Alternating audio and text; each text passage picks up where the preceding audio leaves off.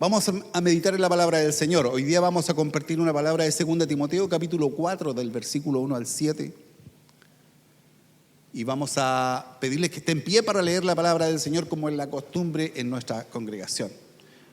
2 Timoteo 4, del 1 al 7, dice así: Te encarezco delante de Dios y del Señor Jesucristo, que juzgará a los vivos y a los muertos en su manifestación y en su reino.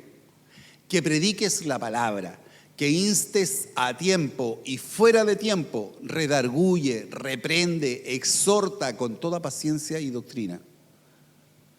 Porque vendrá un tiempo cuando no sufrirán la sana doctrina, sino que teniendo comezón de oír, se amontonarán maestros conforme a sus propias concupiscencias.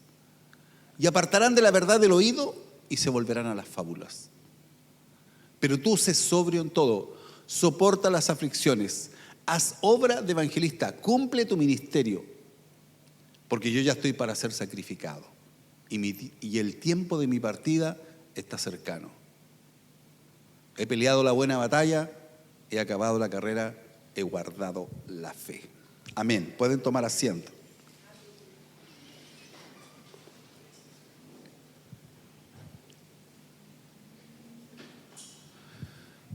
Bueno, esta porción particularmente hemos compartido en más de alguna oportunidad esta relación que tiene el apóstol Pablo con Timoteo, con Tito, con Filemón, con Epafras, con Epafrodito, con Priscila y Aquila y con un montón de discípulos, Pablo sin duda es un apóstol distinto a los demás. No se observa entre los demás apóstoles de Jesucristo una persona con tanta visión para formar a otros. Pablo es absolutamente distinguido en eso. Entonces, cuando uno mira la vida del apóstol Pablo y mira su quehacer, su trayectoria, entonces es lícito preguntarle si al final de su vida valió la pena, si realmente se justificó el esfuerzo. Porque uno puede pensar, hermano, y a veces nosotros estamos haciendo nuestros cálculos, ¿cuál debiera ser mi norte en la vida?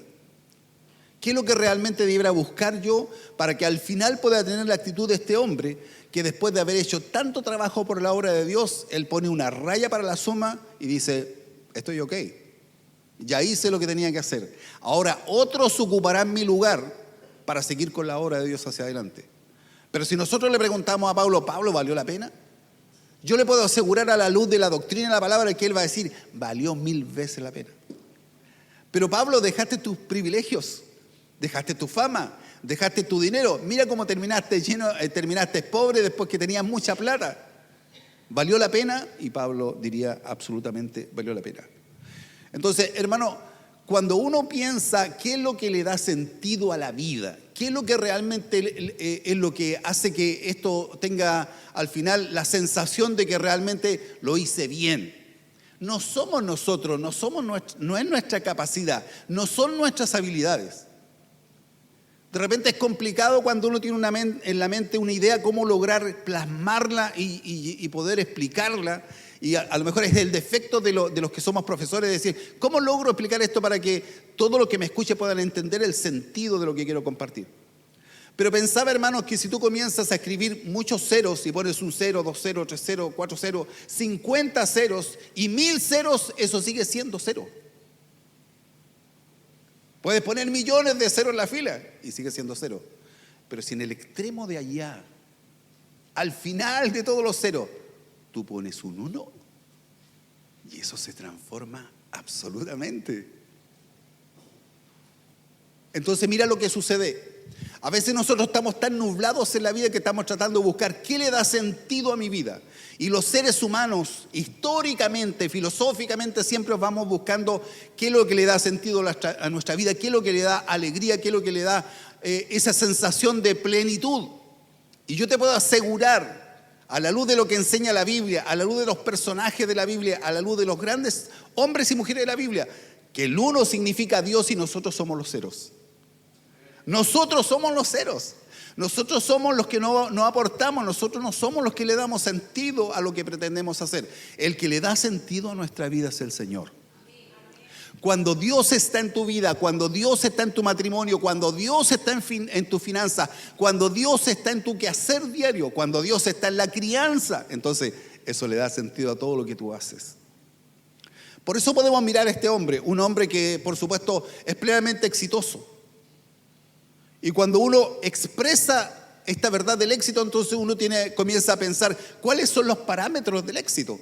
¿Qué es lo que realmente se puede considerar exitoso? Si uno mira a Pablo desde la perspectiva de su éxito económico, claramente aparece cruz.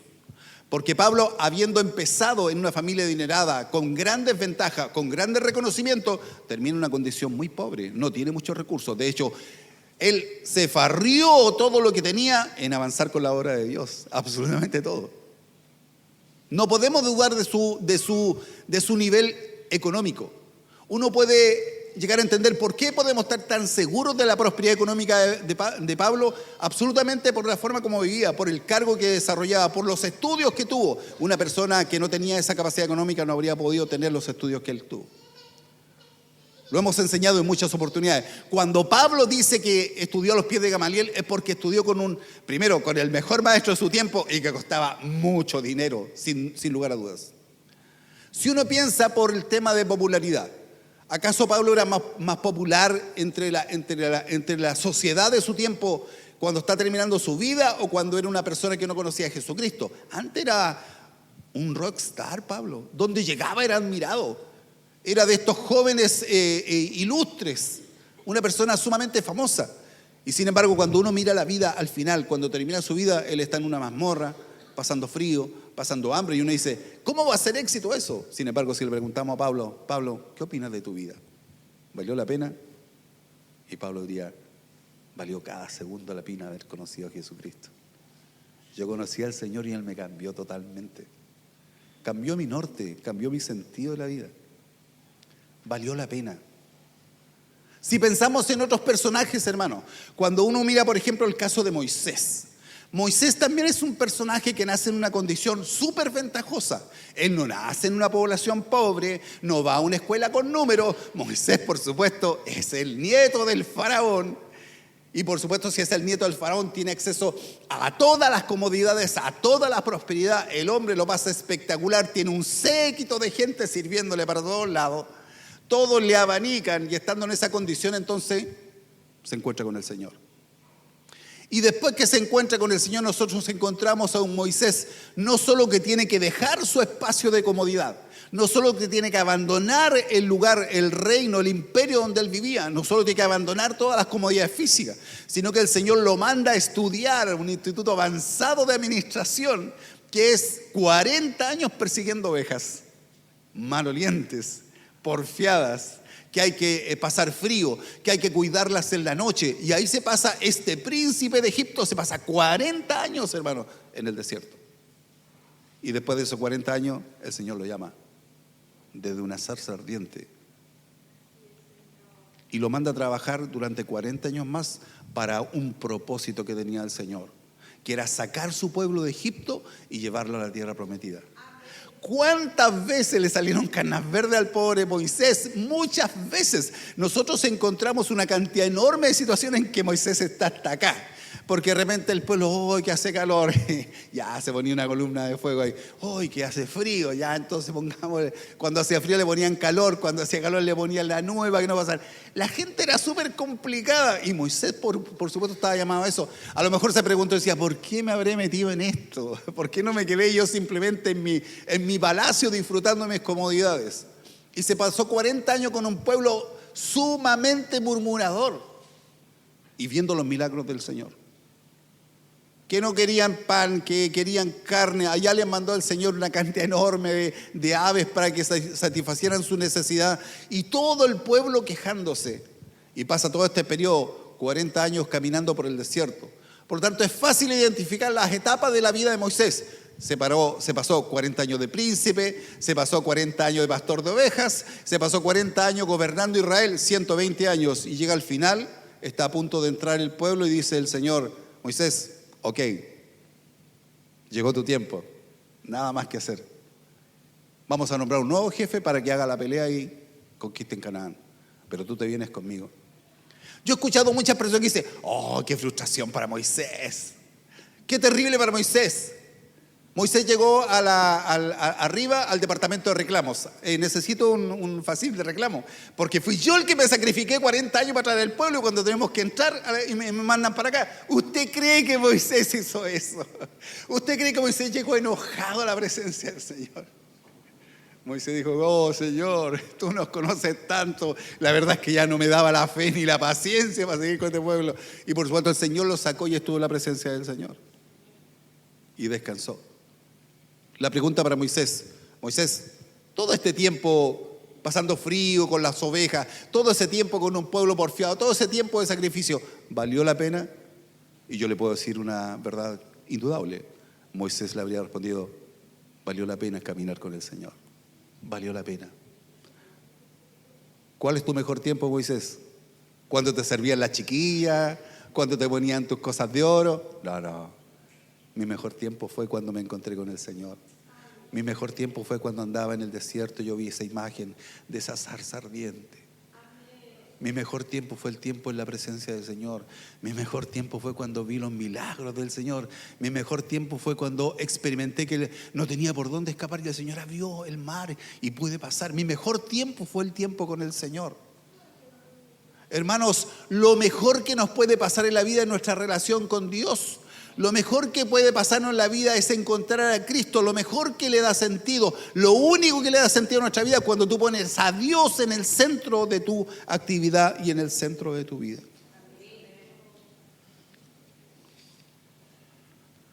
Ayer mi esposa, entre los personajes que compartió, también mencionó a la madre de Jesús. Esta jovencita que es desafiada porque el Señor dice, te quiero usar para a través tuyo traer al Rey de Reyes. Y ella dice que ella dio su consentimiento, dijo, hágase con la sierva del Señor como el Señor quiera. Y entonces encontramos a esta joven, María, que se encuentra cuidando a su bebé, que lo protege, que lo lleva para todos lados. Esta María que de alguna manera sufre desde el principio con la angustia cuando quieren asesinar a Jesús. Dice que el rey buscaba asesinar al Señor y José y María tienen que huir a Egipto para salvar la vida de su bebé. No es fácil, era una cosa angustiante. Conocemos toda la trayectoria de María, conocemos cómo ella caminó con el Señor, conocemos los milagros. De hecho, el primer milagro lo hemos compartido, lo hizo el Señor porque María le insistió, Jesús, no hay vino. Y dice, pero el Señor le dice, pero ¿por qué me molesta, mamá, si yo todavía no es mi tiempo? No, pero arréglenlo. Y después dice, hablen con él porque lo va a solucionar. Y se va. Ese cuadro yo lo hallo maravilloso. María dice, Jesús soluciona todo, así que hablen con Jesús. Y por supuesto Jesús tiene que responder a esta necesidad. Cuando pasa eso, viene el ministerio de Jesús, viene el sacrificio del Señor, viene como María acompaña a Jesús, como lo ve en el juicio, como lo ve maltratado, como lo ve en la cruz, como lo ve cuando lo bajan de la cruz cuando ya murió. Y uno le pregunta a María, ¿valió la pena? ¿Qué creen ustedes, querida María? ¿Tú me preguntas si valió la pena tenerlo en brazos? Tú me preguntas si valió la pena cuando todos los niños dieron el examen y él fue el más brillante de todos. Tú me preguntas si valió la pena cuando lo vi desarrollarse en su ministerio, los milagros que hizo. ¿Valió la pena cuando lo vi en la cruz? ¿Valió la pena cuando lo bajaron y lo pude abrazar antes que lo entraran? Y María diría, todo valió la pena. El conocer y tener a Jesús cerca valió la pena. Siempre valió la pena.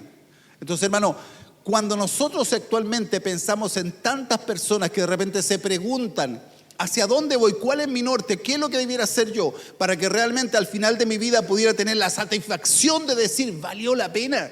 ¿Sabe lo que hay que hacer? Pone al Señor cerca de tu corazón. Pone a Cristo cerca de tu vida. Pone a Cristo en el centro de tus actividades. No te olvides nunca de agradecer al Señor lo que Él hace. Cuando te levantes y te pegues la primera estirada y puedes saber que tienes vida y salud, que siempre la presencia y el pensamiento estén, gracias Señor por un nuevo día de vida. Gracias Señor porque tú me cuidas. Gracias por cuidar a los que amo. Gracias por poder abrazar a mi hija o a mi hijo. Ese es el sentido que le da realmente a la vida un significado. Podemos mencionar una cantidad enorme de personajes de la Biblia. Podemos mencionar una cantidad enorme de hombres y mujeres que conocieron a Dios, que caminaron con Dios, que trabajaron para Dios y al final de cuentas lo más valioso fue haberse encontrado con el Señor. Cuando pensamos de esta manera nosotros, hermanos, pensamos entonces y decimos, ¿cuál debiera ser mi actitud entonces? En este tiempo, ¿cuál debiera ser mi norte? ¿Hacia dónde debiera caminar mi vida? No solo en que yo conozca al Señor, sino que mis hijos, mi descendencia, mi nieta, todo el mundo le ponga a su vida este uno que le da sentido a todos los seres que nosotros somos. La causa de nuestra bendición es que Dios esté con nosotros. La causa de la paz es que Dios esté conmigo. La causa de la esperanza, mira, tú puedes estar en medio rodeado de dificultades y en medio de tanta oscuridad hay una sola lucecita que te da esperanza. Se llama Jesucristo. ¿Cuántas veces hemos estado rodeados? ¿Cuántas veces hemos estado llenos de dificultades? Y sabes, lo único que te mantiene en pie dice, no, pero el Señor está conmigo. Dios es mi fortaleza. Él no me va a abandonar. Aunque padre y madre te dejaren, dice la Biblia, con todo Jehová te recogerá. O sea, ¿cómo uno puede pensar que un papá, una mamá pueden a lo mejor dejar un hijo? Sin embargo, el Señor dice, aunque eso suceda, aunque todos te defrauden, aunque todos te traicionen, aunque todo el mundo te deje abandonado, cuenta con una cosa, yo voy a estar contigo siempre. Y esa es una tremenda seguridad, hermano. Saber que más allá de a lo mejor el sentimiento que a veces nos puede atrapar, porque de repente nos atrapa la sensación de inseguridad, nos atrapa la incerteza de cómo viene el mañana, nos atrapa hacia dónde, qué voy a hacer con mi vida, qué va a pasar después con mi salud. Y aún así podemos decir, aunque todos no estén, el Señor ha prometido una cosa, yo estaré contigo. Y eso a nosotros nos debe dar entonces tranquilidad, nos debe dar seguridad. Hay hartas cosas en las redes que de repente son cosas sin ningún significado. Pero escuchaba la historia que contó un soldado viejo, estos viejos que se reúnen, y contaba la historia entonces de un soldado que están en medio de la batalla y cuando se van retirando entonces él se da cuenta, yo creo que ustedes lo han visto esto en internet, se da cuenta que su mejor amigo, el que peleaba al lado de él, no venía. Y por supuesto las tropas habían avanzado y su amigo había quedado atrás. El ataque del enemigo había sido tan feroz que no había ninguna oportunidad que alguien sobreviviera, habían sido golpeados muy fuertemente. Entonces, cuando esto sucede, entonces este soldado le pide permiso a su jefe, le dice, mi capitán, ¿me da permiso para ir a buscar a mi compañero? ¿Me da permiso? Y el capitán le dice, ¿qué vas a ir? Si está todo destruido, no vale la pena, no tiene sentido que vayas. Vas a arriesgar tu vida y seguramente tu amigo ya murió, no tiene ninguna oportunidad. Y me parecía significativo porque el soldado dice que aún así desobedeció la orden de su jefe y partió para atrás a buscar a su amigo. Así que al rato, después de mucho tiempo, él logró alcanzar a su unidad y traía a su amigo al hombro muerto. Entonces el capitán le dice, viste que fue una pura pérdida de tiempo. Viste que fue una pura pérdida de tiempo. Arriesgaste tu vida, arriesgaste tu seguridad por un muerto. Entonces el amigo le dice, no, mi capitán, le dice, porque cuando yo llegué, él me dijo, sabía que tú vendrías. Sabía que tú vendrías. Todavía estaba vivo. Cuando yo escuché esto, hermano, yo le puedo decir una cosa. Van a haber muchas situaciones angustiantes en tu vida. Y nosotros vamos a veces esperar que alguien nos extienda la mano. Oh, si este es mi amigo, no, si él ha estado siempre conmigo. Y nos vamos a defraudar. Va a haber uno solo que va a volver por ti. Se llama Jesucristo. Él va a volver por ti. Él te va a tomar. Él te va a decir, vamos, yo te llevo, te va a cargar. Y si al Señor le preguntaron, porque ya que hemos mencionado tantas personas, tantos seres de la Biblia, ¿ustedes se imaginan cuando el Señor volvió a la presencia del Padre después de haber muerto y de haber sido crucificado y llegó allá? A lo mejor alguien le preguntó, ¿y valió la pena por esa gente que te trató mal? por esa gente que te golpeó, que te escupió, que te torturó absolutamente. ¿Valió la pena? ¿Sabe lo que dijo el Señor? Valió la pena. Por cada uno de ellos, valió la pena. Y por ti y por mí el Señor dice, valió la pena, valió la pena. Por eso, hermano, no hay forma en la vida en que nosotros podamos tener una vida absolutamente plena, una vida de paz, una vida de seguridad, diciendo realmente, como dice el apóstol, hice todo lo que tenía que hacer, me la jugué en todo lo que pude, cumplí mi esfuerzo, hice lo que podía con mis fuerzas y ahora yo llego al final y digo, estoy listo. Así que le digo a los que vienen después, sean fuertes, sigan adelante porque yo ya cumplí mi trabajo. Peleé la batalla. Capítulo 4, versículo 7 dice, he peleado la batalla, he acabado la carrera, he guardado la fe. Y el versículo 8 dice, por lo demás me está guardada la corona de justicia, la cual me dará el Señor, juez justo en aquel día. Y no solo a mí, sino también a todos los que aman su venida. ¿Será que al final tú puedas decir, valió la pena? No conozco ningún papá que haya hecho un esfuerzo por un hijo y que se haya quejado. Siempre el papá va a decir, valió la pena. Pero igual se portó mal tu hijo, me da lo mismo, pero yo estuve.